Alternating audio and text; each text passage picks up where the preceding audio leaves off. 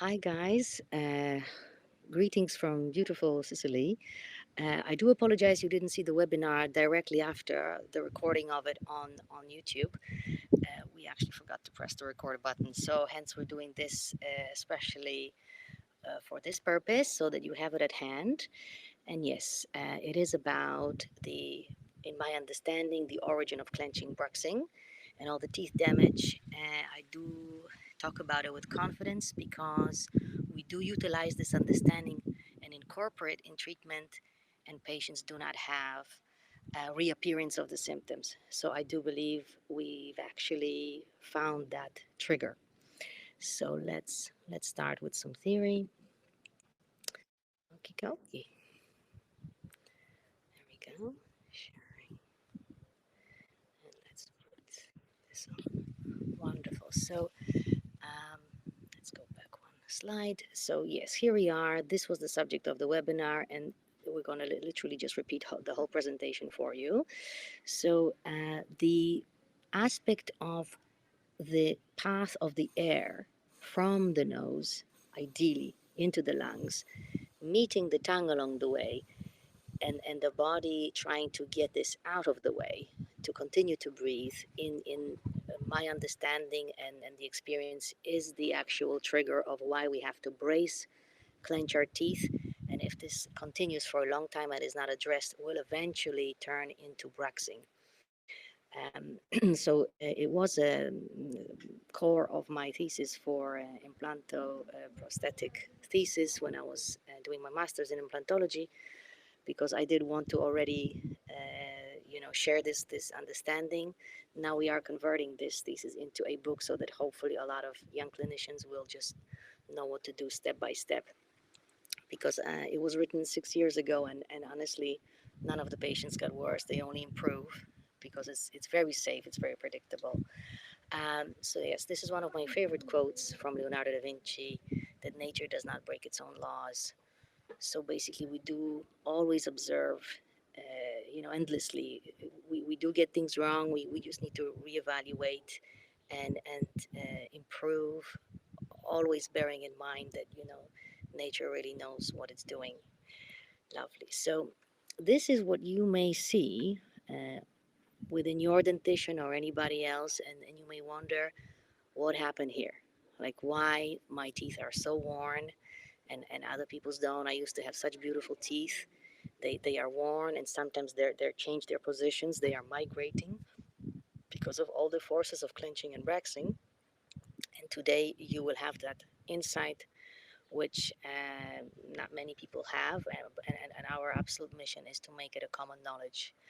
Um, so yes, very classic kind of total wear. If you want to just build up individual teeth, it doesn't really work, because when you brace your teeth, the forces are really huge. And if you can wear enamel, which is the hardest tissue in the body, a little filling won't last.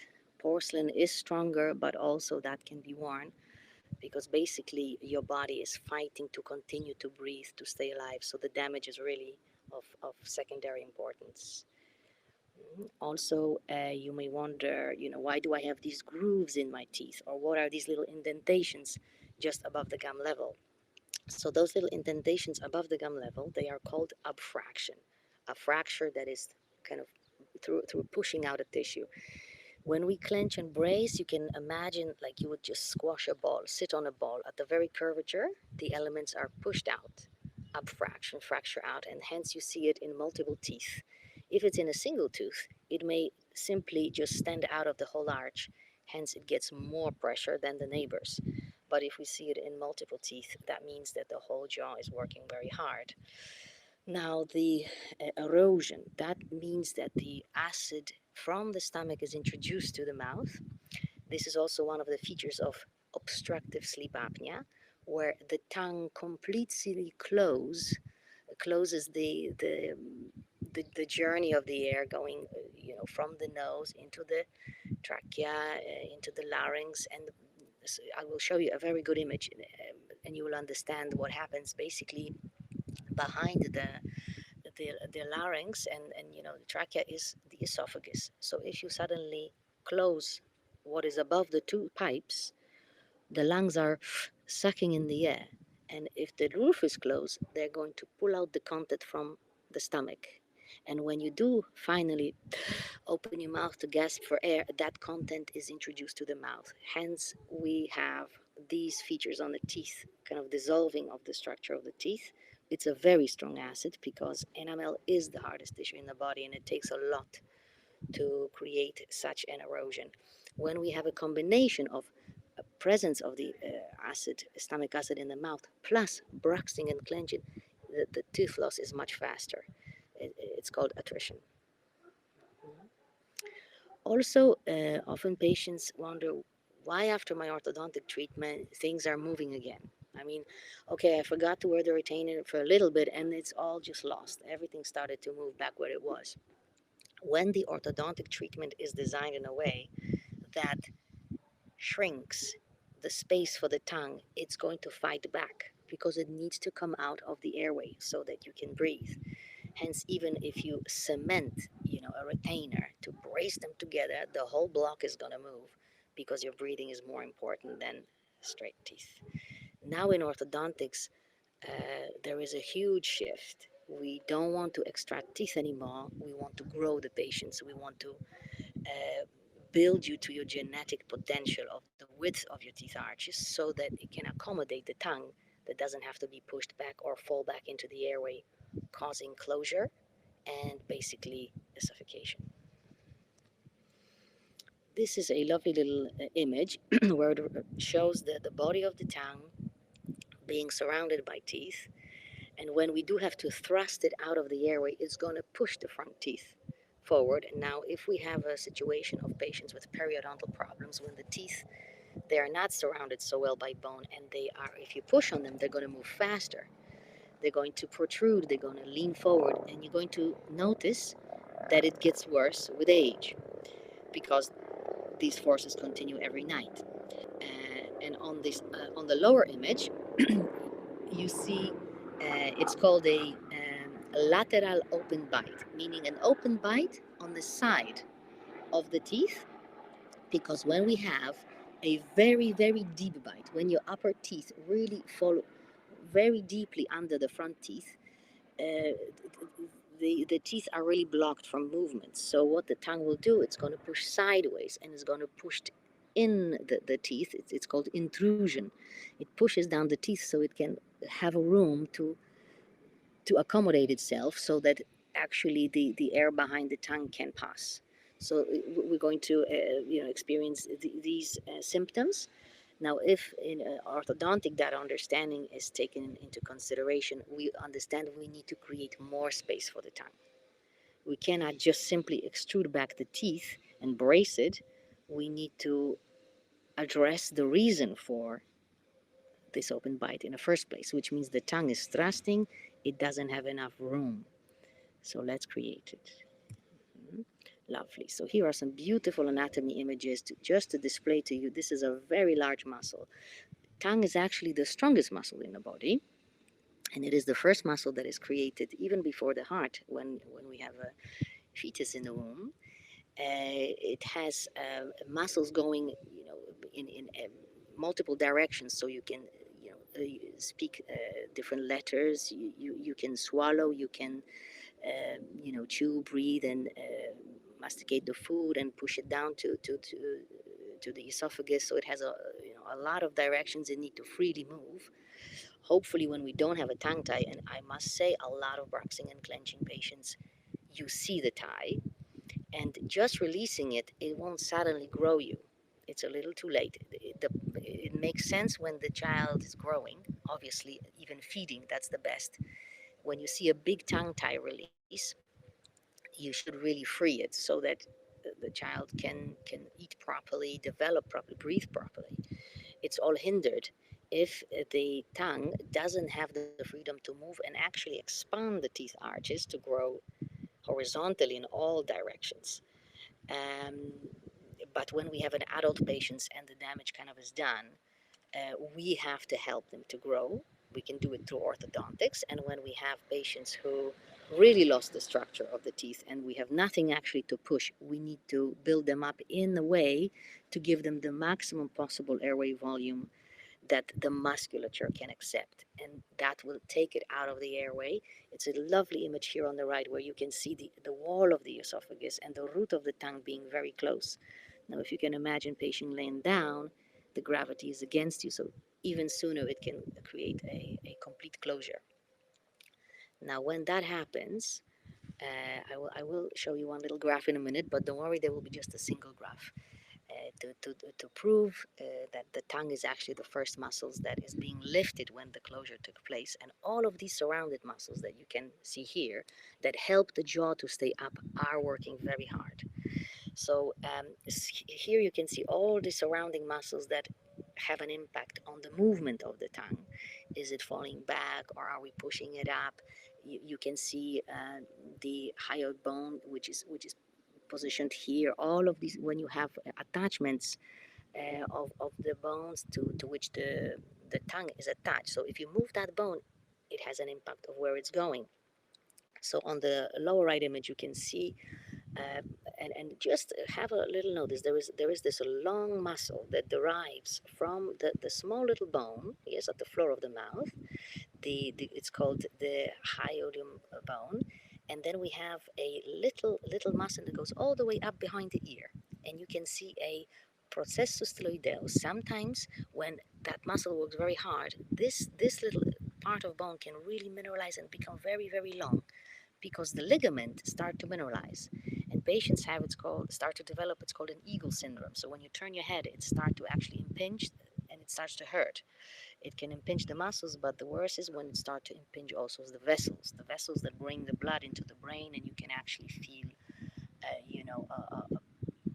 less oxidated brain. You may feel a bit dizzy, and, not always 100% kind of aware, because it hinders the blood flow to the brain. So there are all these kind of far off consequences of that battle. So today you're going to see that a lot of symptoms that we may develop are connected, but the real trigger is really the closure of the airway, meaning your body will prioritize the heartbeat and breathing. So everything else that is attached to these structures may develop overgrowth, some impingement, some problems. For example, tension headaches when you work so hard with all the groups of muscles that want you to keep breathing. Then they will start to overgrow, be tender, and we're going to see that in a minute on other images. Lovely. So here is a image of a patient that is, yes, sleeping. The gravity is against us, and the tongue can flop back, closing completely the passage of the air into the tongue. So that this is a huge stress for the body. This is where the sympathetic nervous system is being activated, the fight or flight, because it's literally like somebody would choke you. So you're not really resting. You are going to be withdrawn from that deep relaxation where all that healing happens. When you remove all the inflammation from the body on a daily basis, when every and it depends, is it every few minutes, or is it a few times in the night when you literally just completely wake up. When we do expand our patients, they do say, I don't have to get up 3-4 times at night anymore. I really feel much more refreshed because that airflow is continuous, it's not blocked. So this is what obstructive sleep apnea looks like on an image when we see that closure of the air passing into the lungs. You can see that we have a patient here that is a bit slimmer. Yes, so that fat tissue also will have an impact on the width of the pipe, basically. But very often, these patients are very fit and healthy, and still they do have obstructed airways. The snoring, anything that is kind of impinging the flow. When there is no sound, it doesn't mean you don't have apnea. It may mean it's a total closure as well. So we ask, when we look at other features of the teeth, we ask, what's the quality of your sleep? Do you feel rested? Do you feel refreshed? Do you have morning headaches or any of these symptoms? So after this little webinar, you will correlate a lot of symptoms, and I hope also my colleagues as well. So let's continue. Lovely. So here we have proper imaging to display the volume of the airway behind the tongue. Here the patient is in an upright position. So you can imagine if they are laying horizontally, the closure is even faster. So this is a CBCT scan with the lovely digital tools to just show in a color that pipe that it's where we have like the biggest narrowing. In this particular case, it is behind the tongue. It is that root of the tongue that drop back into the airway. You can also see on the middle image this patient's tongue is laying flat. His mouth is a bit open. I wonder if it has a stabilizer or is it a open mouth situation. But basically, we do want the tongue to be lifted all the way to the roof of the mouth. This is one of the exercises, myofascial exercises, that helps patients to breathe better. We want to introduce the tongue to the roof of the mouth, and it's basically taken out from the closeness of the pharynx to widen the passage of the air. So after this little webinar, you can already practice. Just when you're upright and you're conscious, you can literally just place the very tip of the tongue behind your front teeth and just drape the rest of it on the roof of the tongue and just get used to keeping it there. And breathe through the nose. Keep the tongue on the roof of the mouth and breathe through the nose. Just practice that when you're driving your car or walking somewhere. Repeat it as many times as possible, because if you repeat something 1,000 times, it becomes a new habit. This is what we want. We want to regain nasal breathing, not mouth breathing, because if you breathe through the nose, you see that air passage, the journey is much longer to clean a lot of the particles, to moisten and warm the air, but also to saturate it with nitric oxide that comes from the sinuses. I think there will be a slide in a minute talking about it, but I will mention it straight away. So in the sinuses, the paranasal sinuses that open into the nose, when you introduce the air passing through them, you also saturate it with nitric oxide, which travels into the lungs and then it goes into the bloodstream. What the nitric oxide does, it widens the vessels, so the oxygen can penetrate into the organs much more effectively. The research are showing that you oxidate your body up to 18 times more just by breathing through the nose, not through the mouth. Now, when we do breathe through the mouth, all the dust and particles and bacteria, viruses, before they go into the larynx and trachea, which we want it to be as clean as possible, the only barrier is the lymphoid tissue at the back of the throat, meaning the tonsils, the adenoids, the back of the tongue itself also is lymphoid tissue, and it will just swell up. So you're actually making things even worse by breathing through the mouth, and all of this starts to be enlarged. You often see children that mouth, I mean, not just children, you just ask the patient to say ah open wide, and you see the tonsils are visible. They shouldn't really be. They should be hidden between the folds, and the nice wide passage for the food should be there. But if it's all swelled up, the patient is really just kind of suffocating during the day as well. So if you don't breathe, you don't produce energy. The essence of breathing is to create energy. If we have maloxidated body, you have less energy. There we go. So yes, this is that single graph you're going to see today. It basically displays that when the patients are getting less and less oxygen, which muscle is being activated? It is actually the genioglossus. Genioglossus is the tongue itself. You can see in this little graph the dot, it's lower than masseter muscle. That means it is the tongue that lifts first, and then all the other muscles to keep it shut. So you start to see that, because this research was basically, the question was, what is the threshold of drop of oxygen and CO2 being raised in a process to activate the masseter muscles, these big muscles here. So little needles have been put into the muscles and also into the tongue, and the patient was literally breathing through a balloon, into a balloon. So automatically, there will be less oxygen, And what level of the CO2 triggers the activation of the muscle? And what was a surprise, it was that the tongue actually lifts first. And it makes absolute sense. If it all closes the airway, you need to lift it first to get the air through, and then you brace everything to keep it as long as possible. Now, when the tongue is working to lift itself, it will grow like a bicep over time, and it's going to occupy the space in the mouth over time. And what will happen, the clench won't be sufficient anymore, so the body will introduce movement, bruxing, so that the air can pass in the corners.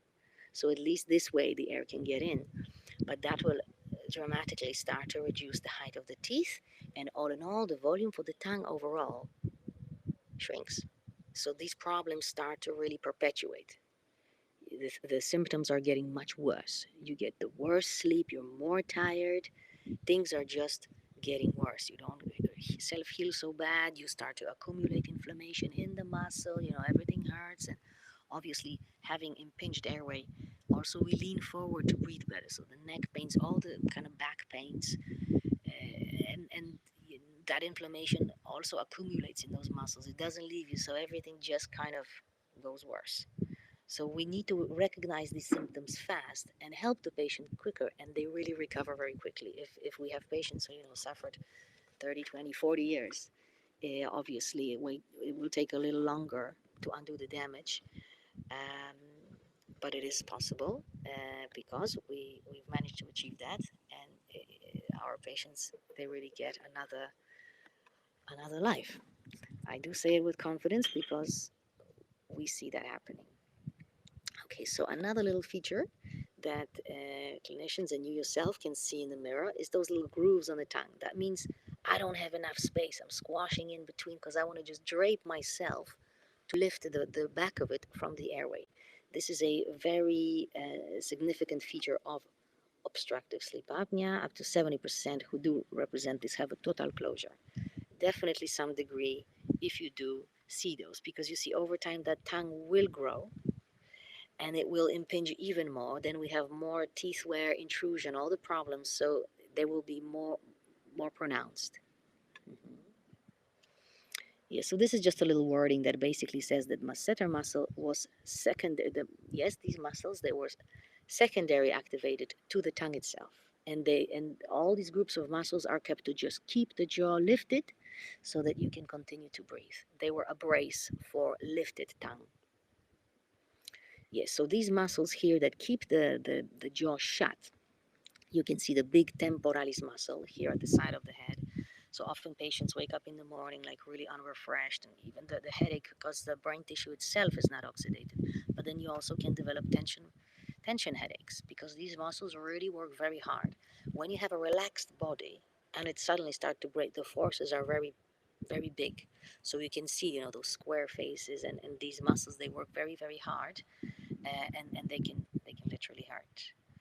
So yes, these are some characteristic features, and you can see, especially the the actor in the middle, Timothy Chalamet. He is leaning forward very much to breathe because he is very retruded. He has very narrow arches. His nose is quite narrow, so you can see that he's even holding his hands where probably he may get just tension. So he presses to release those muscles. He has those characteristic square faces. These are the patients who have to brace a lot to just keep breathing. And if you probably would look inside, you would see the wear. You would see teeth arches that could be a bit wider. You also can do a little test. Stretch the muscles next to your nose and see if oh, I can breathe a little better. That means that my maxilla is not fully developed. It would benefit from being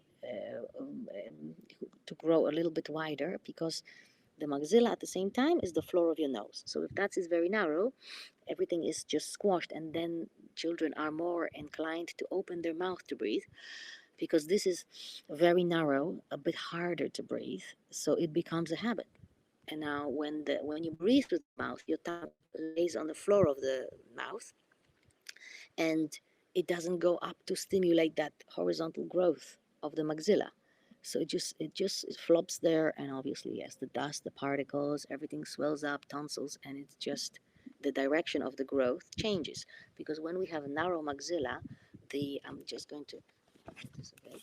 When you have a narrow maxilla, the lower jaw can't come forward. It is pushed in, just like Timothy here on this image. The whole jaw is a bit impinged.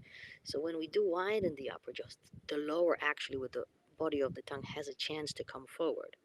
So when that is impinged, the child can't grow forward, it can only grow down, and you have this long face syndrome. Why are those faces, so unproportionately longer? We should have the same, length, here from the top of the little hairline here to the top of the nose, and here under the nose, and this to the chin. They should be even. So you see these kind of malproportions. Now also the patients whose this part it goes a little sideways, and we have all these muscles really developed, because the volume of the tongue is impinged either from the side or from the top, or all the whole of the jaw is impinged, pushing into the airway, and it just doesn't have the room. Yeah. So here is a lovely image of, it is for clinicians to display which muscles are used to keep that tongue lifted. So this is where symptoms can be detected. Why this muscle hurts and why this is overgrown, because these muscles have attachments. They're working really hard. So yes, the bone is overgrowing. You see certain features in the mouth, and I'm going to show you in a minute. The thorax, which used to be a mystery, but now we know if a muscle works very hard, things will have to adapt, and there can be new consequences of that. So, oh yes, this is a very quick one here, because we mentioned the masseter muscles overgrowing, being very tired and very tense in spasms. When you're clenching all night, it's hard for you to even relax. So what patients do to just soften their looks, they start to put Botox into the jaws. But what it does, then your body can't work effectively to breathe because those muscles are too weak. So you're actually doing the opposite clinically. Maybe the muscles will look a bit more relaxed, but actually the patient cannot breathe as good as he could when Botox wasn't introduced. So this is not a treatment. This is just, I mean, it's iatrogenia, meaning you are doing harm to the patient because you are making the trigger worse, and you're just trying to release a symptom without addressing the root cause. So do not do this. You're actually making things worse for yourself. Maybe you're going to look a little bit better for a moment, but it's going to be metabolized very quickly because these muscles are still in need. They need to work, and yes, you're just slowing the process of you regaining good breathing.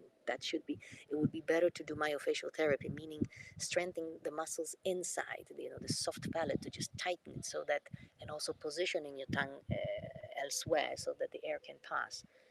That will help you breathing and relaxing these muscles so they don't have to work so hard, and obviously creating more room for the tongue.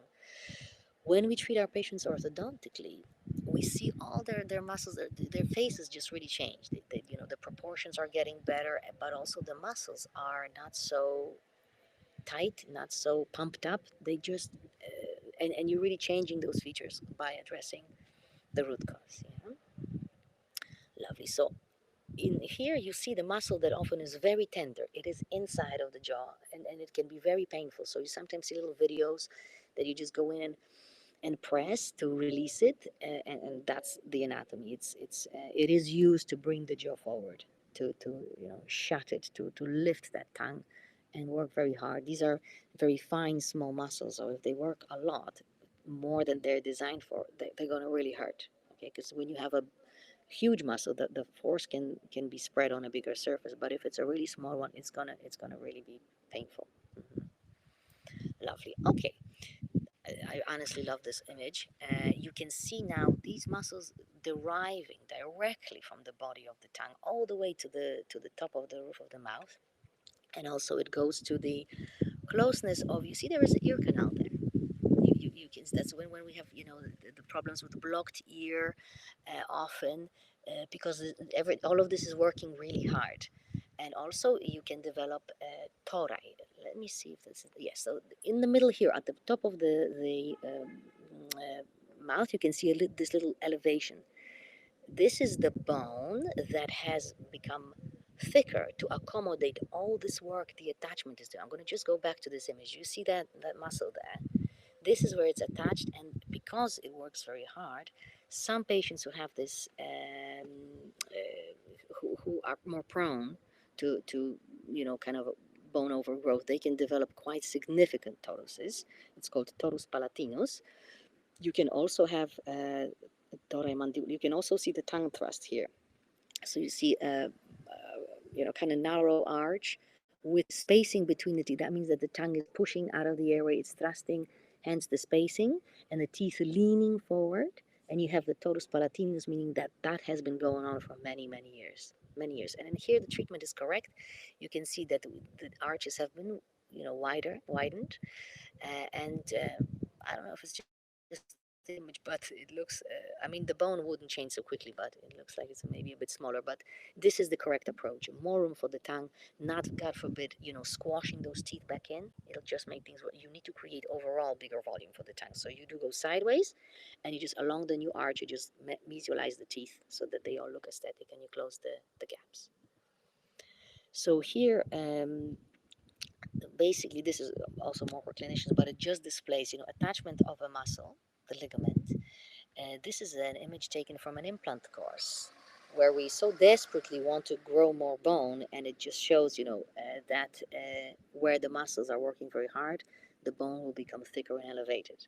We sometimes literally graft those tori into where we want to place implants, but this just demonstrates if a muscle works very hard, that's why they occur in the first place. And on the bottom image, you see the stylohyoid processus being really elongated, and this is where patients, when they turn their head and problems occur, they have operation when it's removed, but the origin really lays in a space for the tongue. So that really should be simultaneously addressed so it doesn't come back within few years. And generally, we should address the root cause, right? Not just the symptom. So here you see torus mandibularis. So at the top image, you see the muscle of the floor of the mouth. It also takes part in shutting the mouth, keeping the tongue lifted, and these attachments also can develop bony overgrowth. Now you can imagine this is also impinging the space for the tongue itself, so that's not helping. On the right image, you also see a tongue tie. So you see all that tooth wear, there is definitely acid introduced into the mouth. So hence, so many patients are being prescribed omeprazole. It would be very good to address the root cause, but obviously the knowledge needs to be a bit more common. This is the mission, and we won't stop. So on the right image, you see so many features. So the damage to the teeth has happened. Yes, there are the tori, but there is help. We have restored such patients, and they do breathe better. They can have their quality of their life improved, obviously to a degree, because you can't really do orthodontics here. You can just work in 2 dimensions, down and forward, within muscular acceptance, because it all needs to be very comfortable for the patients. Otherwise, he's going to have new symptoms, hence the protocol and so on. But that's for the doctors. Lovely. So here we have the buccinatal muscle, the cheek muscle, its attachments, and also you see this bony overgrowth, and you can see teeth wear. You can also see teeth being positioned inside the tooth towards the tongue, creating a situation that, orthodontically, these arches haven't developed sideways. When your circular muscles of the lips are stronger, the position of the tooth is defined by the muscles that where the tongue is pushing, and the circulating muscles of the lips and the cheeks. So yes, left or right. With the teeth, you don't need to push a lot, but it needs to be consistent, and literally that's where the teeth are moving. So when we see, kind of that inclination, that means that these circulating these muscles are stronger. That could have potentially been developed when the child was feeding, and the tongue being floppy and at the floor of the mouth couldn't really push the food into the esophagus. So it used all these muscles. Sometimes you see, children or even adults, when they eat, everything is moving, everything is working. It should really all happen when you swallow, for example. It should all kind of like not be really visible outside when you swallow, but when all of these muscles have to help, they just become stronger, and they will impact the position of the teeth, and the poor tongue is getting squashed even more. Where can it go? It can only go into the back. Lovely. So more anatomy. The whole of the answers are already there. This is where you really connect the dots. Yes, again, the same image. Yeah, those interesting names because we were looking for answers. Yes, and here also you can see all these muscles. They can, trigger tension headaches. We're gonna, yes, so here it is, on the side. So very often it's worth just looking into the mouth. If you have these symptoms, maybe we can see that, this aspect takes place as well, because there is always a reason for everything. TMJ. I treat patients for TMJ the same way. I just create more space for the tongue, because when you're clenching and bracing, you're putting a huge amount of pressure in a very small joint, the temporomandibular joints. When you have also the movement, everything is being squashed, the pain starts and they starts to radiate.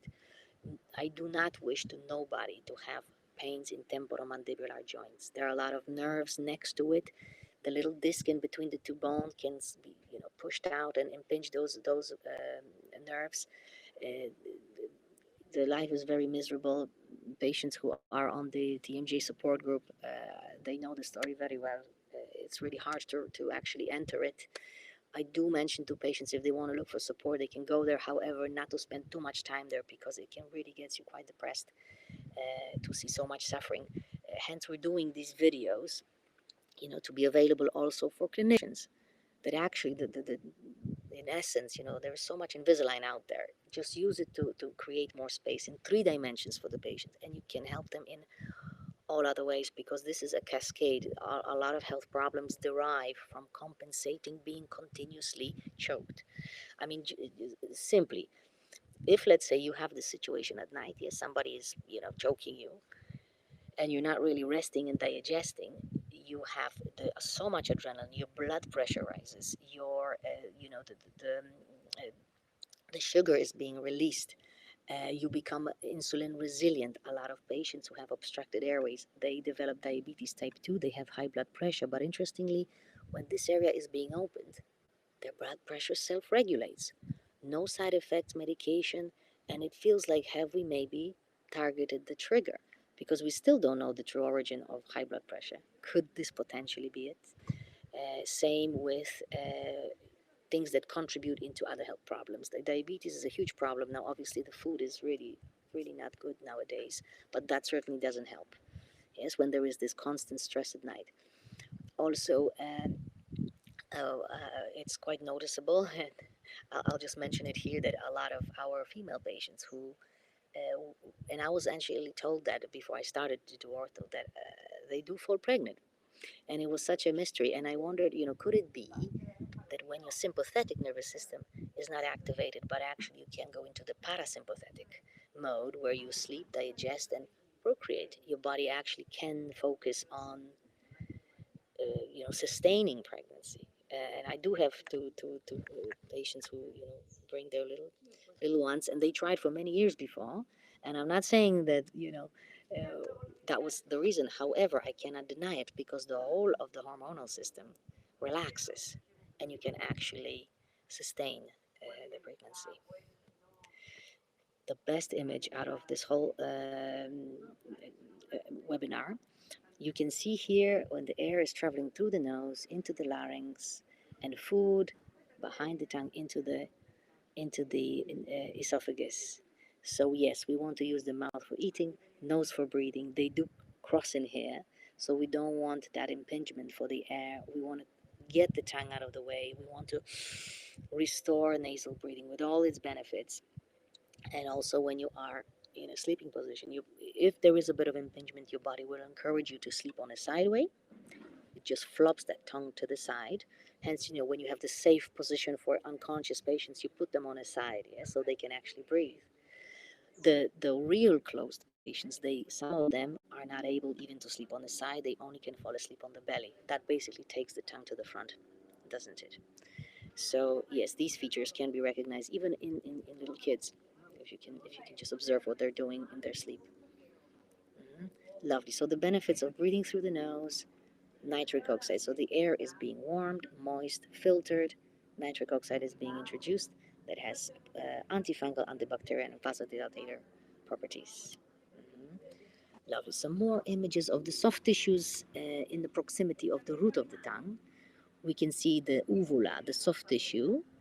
When the tongue lives at the floor of the mouth, and we don't really practice these muscles to use for proper breathing and swallowing, they become a little bit floppy, and that closure is much easier. This is where myofascial therapy comes in, where you can actually bring more tension to those. And playing didgeridoo or a trumpet or other things. There are lovely little exercises which also are given to children to play with, like just basically strengthening the tongue itself. When it's just very relaxed and down there, it doesn't really work as it could to help to push the food down the track and just kind of get out of the way for the airway. Lovely. Some other beautiful images.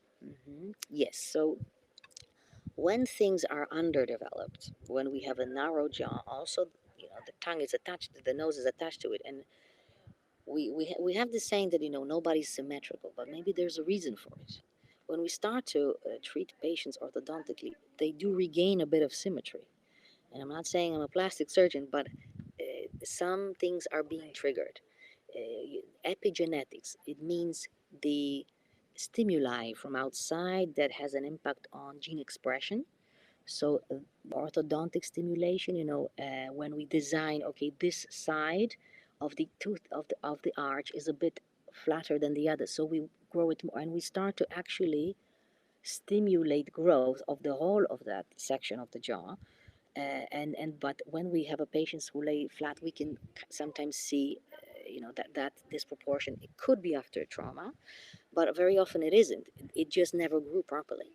uh, in here, the little Cottel test, when we stretch the wings of the nose, and suddenly patients, oh, I can breathe much better. You can introduce little nose cones, no investment, a few pounds on Amazon, and you can literally just have that ongoing. You can see a lot of sportsmen having a little plaster here. It has this kind of plastic inside that just lifts the wings of the nose, and that basically gives more air floating through the nose, giving more energy. So you see the cyclists or sportsmen, they just have it ongoing because they just are performing better. So in here we can see a deviated septum. You see, when the tongue never really went to the roof in stimulating that horizontal growth, it also didn't stimulate that kind of descent of the nose chamber of the septum going all the way down, and it becomes squashed. Hence, it can be deviated. It's not always after an impact. It basically didn't have a chance to go all the way down, and you can see in children like really high voltage palate. So that means that their nose is really impinged. So it's much harder for them to relearn nasal breathing. You need to create a better passage. So you use a little decongestions, but God forbid steroids or the ones that cause rebound. Xylitol nasal sprays are very good. I believe there will be an image here to show it. Okay, so when the septum is deviated, it may impinge the filtration from the sinus. So you kind of get blocked sinus frequently, like, oh, I can never breathe through this nostril because the opening there, the little door, is just being shut, and it's always getting infected because there isn't the airflow. So this is also one of the features of underdevelopment of kind of the jaws. It is a civilizational problem. There is less breastfeeding, very soft food, because even if there was a good breastfeeding, we introduce all these processed foods, and they just don't give muscular stimulation to grow. So if you can see underdeveloped countries where there aren't all these kind of things available, they don't have these problems. Their noses are nice and wide, and the wisdom teeth have room. Or if you look at prime people jaws, this is our genetic potential. Now, if we don't use the muscles, we don't grow, and then we develop all these breathing and sleeping problems that cause another chain effect of issues. So a few more images. Yes. right. So this is the when we start to breathe through the mouth, these are the tissue, the lymphoid tissues that start to overgrow. So you have the palatine tonsils, you see the lingual tonsils, so it's the root of the tongue itself can, be swollen.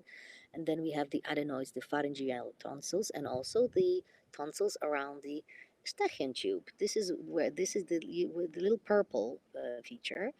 There is a little tube that goes directly into your ear.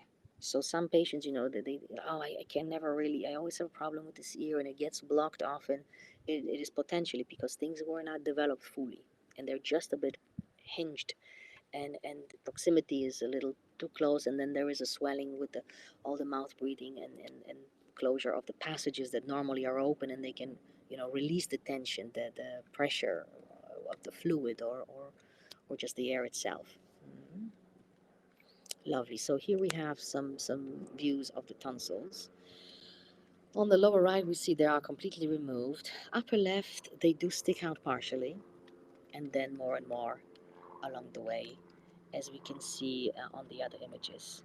On the lower left, they're called kissing tonsils when there is a complete closure of the passage. Now, when you see a child who breathes through the mouth, typical position in the bed, that you lift, just like when you have an unconscious patient, you lift the chin, and then you can, have better access into the trachea. So this is how they position themselves, and they open their mouth very wide because potentially they don't really use the nose very well. It's all blocked up. If God forbid, they're allergic to things, it gets blocked more. Now, if we don't address this is how the patient is going to grow. You can see on the left that the face is narrow, down growth. We have quite a flattening here at this top section of the jaw, so we don't really have those beautiful cheekbones. Everything is just, it hasn't grown. And the direction of the growth is down, so we have the long face syndrome, sometimes to the point that we cannot even wrap the mouth with, wrap the teeth with the mouth. It's called incompetent lips, that, you have to make an effort to even close the lips to practice the nasal breathing. And we do want our patients to grow more like the gentleman at the top. That is the aim for guided growth, for example, for children. At least I'm shaded here.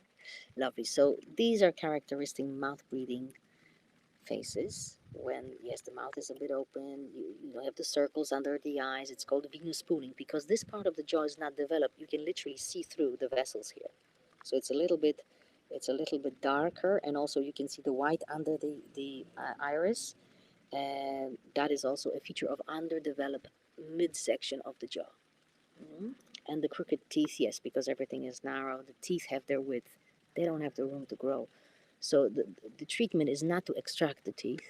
You just have to help them to just grow fully. And there are tools for that. And they do a good job. Lovely. So, yes, the dark circles under the eyes here on the left, and a boy that was not treated along his growth. And this is, him being more adult. And this is how it looks, kind of hard to close the mouth, tired eyes because of the maloxidation, less oxygen being introduced into the body. So, yes, they don't intellectually can perform as much as if they would get a good deep sleep with a lot of oxygenation and clearing of the brain tissue. Like there is a very clear correlation with quality of sleep and children, like mental performance.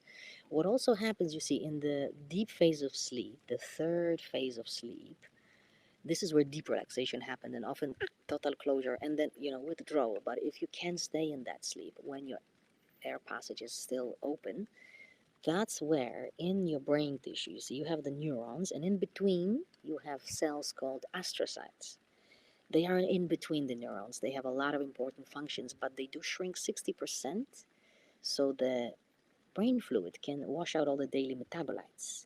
If that doesn't take place, it accumulates and you get the plaque.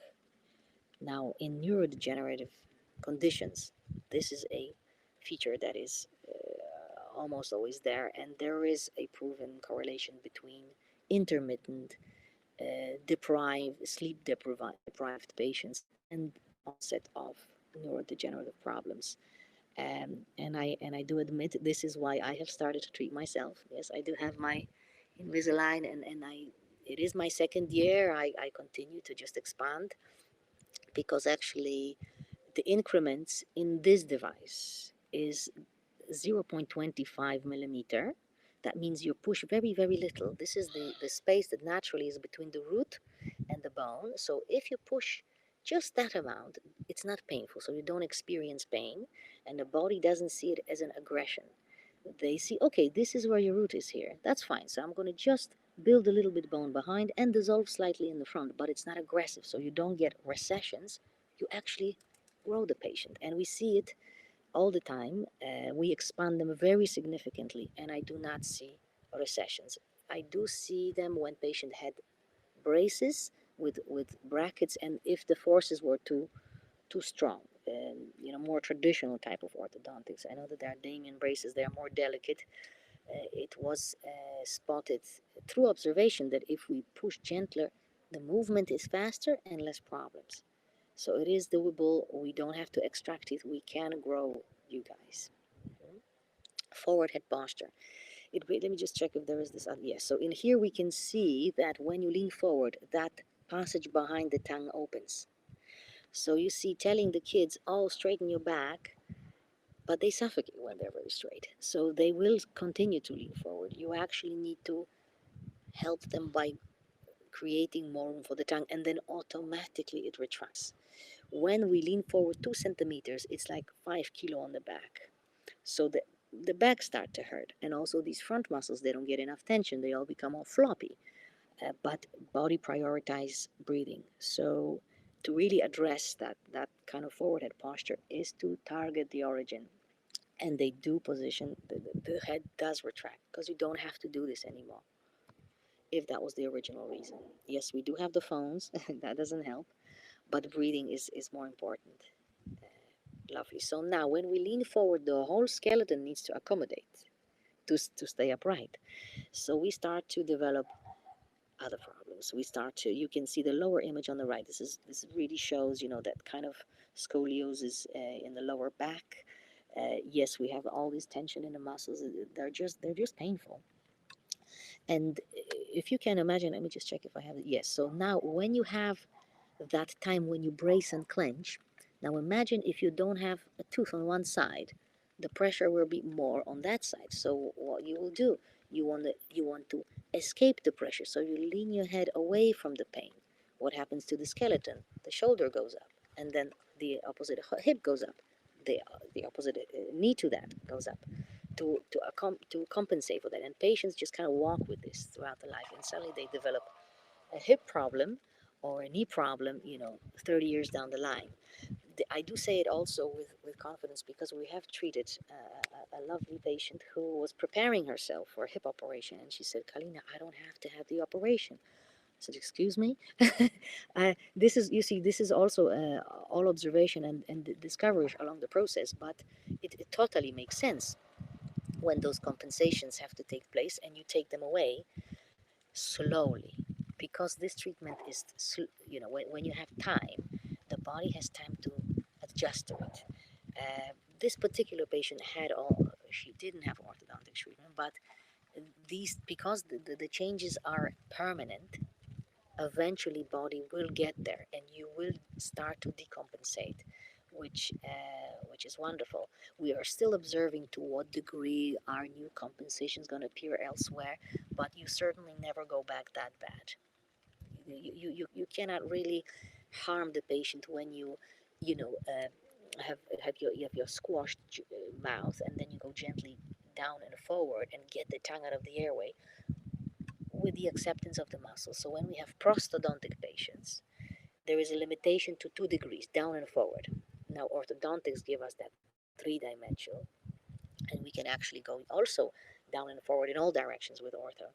So we do explain that if it is just prosthodontics, there is a limit to what we can do. However, still there is a significant improvement that is reported by patients, and you can see it on the YouTube channel that I created. You just type in Dr. Kalina Borska, and you can see patients talking about their improvements in their life's quality, and either is it breathing better through the nose, or not having back issues or hip issues, or waking up all tense, having less headaches or TMD problems. But the treatment really is the same. It all targets the space for the tongue. Mhm. Lovely. So here is the compensation that we can detect in this particular patient. The problem actually starts from the bottom when we lean completely forward from the foot. But when it starts from the top joint, which temporomandibular joint is the highest joint in the body. So if there is a discrepancy, yes, it goes like this way, all the, down. Now, if it's the problem in the foot, the whole body shifts. This is actually the image that displays that this is kind of problem going from the lower part of the body up. And here we have showing, yes, from the top, yes, that kind of compensation that I mentioned. Also, the twist of the hips are very common. Also, with these problems, with those compensations, kind of those like interestingly, sometimes patients have a problem with lifting one arm. There is a muscle that derives from the literally back here all the way to the hips, and if they're a bit twisted, you kind of you don't have a full range of movement on one side, especially if you don't really use your body that much, you don't stretch regularly, and it just gets more stiff over time. So there are these priorities for the body. I always say it's the heartbeat and breathing, everything else comes second. um, some patients, they say that they help themselves through postural exercises. Yes, they will get the release of tension, but they have to do it really regularly because the origin is not triggered, is tackled. But it's really cool if we can do both. We have patients who we treat and then they go to physiotherapists and they help them to reaccommodate the changes in the tension of the muscles a bit faster. Because sometimes it's really novel for the joints. Oh my goodness, suddenly I have a movement which I didn't have for so long. And these things will appear and they may even be a little bit achy, but this passes because you kind of addressed the origin of the chain reaction. Now this is an extremely important image. This basically demonstrates the difference between patients, children diagnosed with ADHD and properly diagnosed with obstructed airway sleep apnea. You cannot tell them apart because there really is no difference. Most of these children, and I wouldn't say all, because there are neurological conditions that create lack of concentration and all these problems. But these patients mandatory should be evaluated for obstructed airway. Just have a look. Are the tonsils enlarged? Can the child breathe through the nose? Is there a forward head posture? Is he sub-suffocating? Because if you have that suffocation, the body will release the adrenaline and it circulates in the body. So the child is sleep deprived. It has all this adrenaline circulating. So it has all these characteristic features of, being hyperactive, can't focus, often needs a lot of, kind of cuddle and touch because it just calms them because they have so much of it circulating. These symptoms develop. Now, the scary part is when young patients are diagnosed with ADHD, they are being given Ritalin. Ritalin is a derivative of amphetamine, and the purpose of it is to basically numb your body to the presence of adrenaline. It's really awful. These are at the moment, it became a street drug. These are drugs. These are heavy medication that are being given to these tiny little humans who later on have access to other medication to help them pass an exam or go over problems they share with their friends. It's a huge problem that honestly can be treated in a mechanical manner without any side effects.